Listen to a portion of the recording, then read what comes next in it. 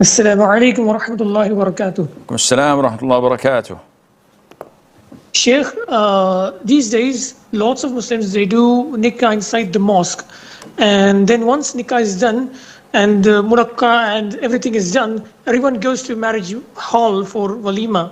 Now, I'm aware of this, that this is fine and halal, inshallah, but what I want to know is, if I were to do it this way, that is nikah in mosque, as opposed to conducting both nikah and walima in a marriage hall or a party hall or a hotel, is there an extra reward? That is nikah inside mosque, mustahab? Jazakallah khair. Wa jazakum. First of all, it all depends on the niyyah. Conducting the nikah or the marriage contract where there is a proposal and acceptance. I give you my daughter in marriage. He says, I accept in the presence of the witnesses. This is called nikah or marriage contract. Whether you do it in the masjid, you do it in a marriage hall, you do it in your home, you do it in the streets, there is no big significance out of it. I've heard of people delaying their marriage, coming all the way to Mecca to do it inside the haram, as if doing it inside the haram is an extra reward or barakah. And when we go to the Quran and the Sunnah to figure out whether this has any basis, we don't find any evidence backing it up. So it doesn't matter whether you do it in the masjid or in the marriage hall. The most important thing is that if you were to do it in the masjid, you respect the masjid. There won't be any loud shouts or congratulations or littering the masjid with bottles or papers or the similar things, and this is fine, inshallah.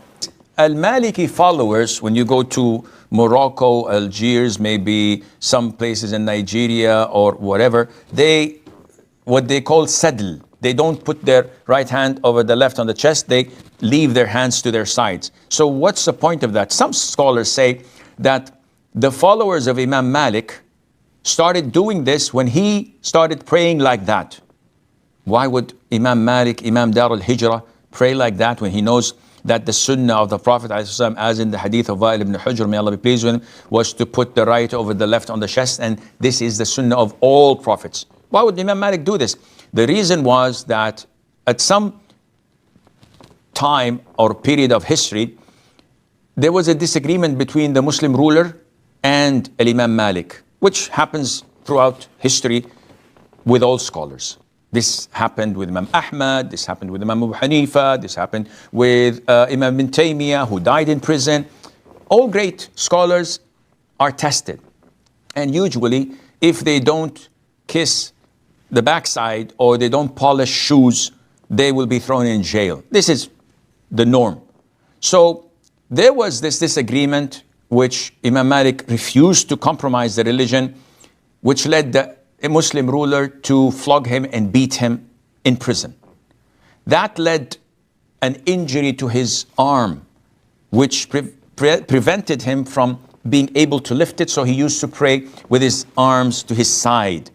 Some of his disciples and students, apparently who were not very smart, followed that way of prayer instead of going back to his books, to his hadiths that he used to teach, to learn how the Prophet used to pray.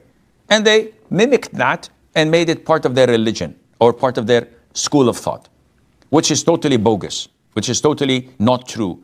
And Ali, my friend, as a Muslim, we have to go back to the references, Quran and Sunnah, not to what Tom, Dick, and Harry did, with all due respect to them, but Allah ordered us to follow the Quran and the Sunnah. And people differ. People have their different preferences and understanding to things. So we are not to get closer to Allah by their understanding, rather by the Quran and the Sunnah, with the understanding of the three favorite generations, the companions, Tabi'een and Tabi'it Tabi'een.